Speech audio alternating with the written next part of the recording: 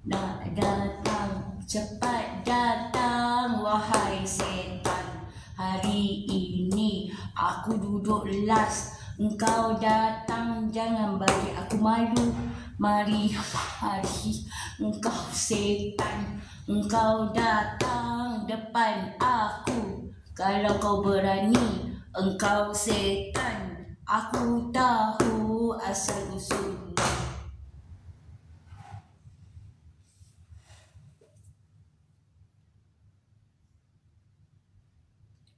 Saya kalau benda yang saya nak tak dapat, saya marah. Tapi dah kerja kan, selesai ni kalau saya tak lari keluar, dapatlah gaji. Amber Court. Saya tak dapat tingkat 7. Orang kata tingkat 7 bergantung. Tapi sebenarnya tingkat 7 ke, tingkat 10 ke, tingkat 11 ke, tingkat 23 ke, kalau tempat tu memang kata berpuaka, maka tak kisah tingkat berapa-berapa pun, dia boleh masuk saja. Dan rumah ni saya tak pagar pun. Saya pagar tempat tidur saya je. Kalau tak pagar takut nanti dia rogol lah. Susah weh. Ewa.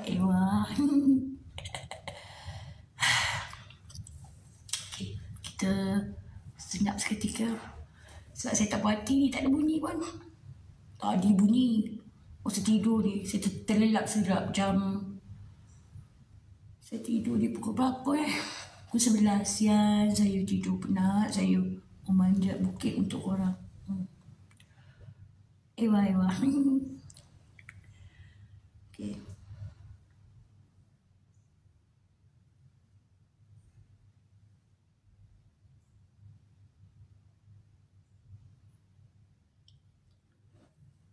Tadi bukan main lagi, gedenggung. Takkan kau nampak?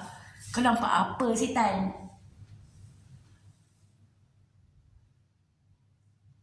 Ni Amber Court. Kalau kata duduk rumah lain, ni Amber Court. Kat Amber Court tempat yang seram, yang banyak sejarah. Aku datang nak jumpa kau. Ke kau nak aku main tabu ni?